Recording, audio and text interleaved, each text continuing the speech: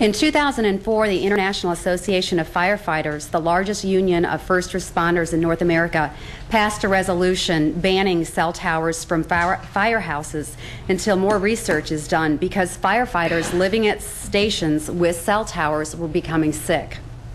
Their position states, whereas the brain is the first organ to be affected by RF radiation and symptoms manifest in a multitude of neurological conditions, including migraines, extreme fatigue, disorientation, slowed reaction time, vertigo, vital memory loss, and attention deficit amidst life-threatening emergencies, and whereas most of the firefighters who are experiencing symptoms can attribute them to the onset of the first week these tower antennas were activated. So what was happening was in California, where firefighters had cell towers located at or near their stations, they were getting sick.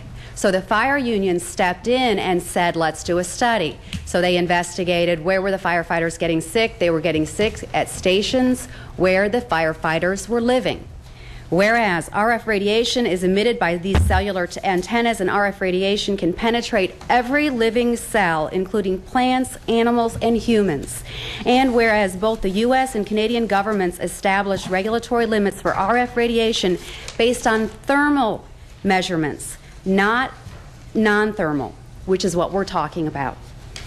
So what the union said was, we don't want the cell towers at our stations.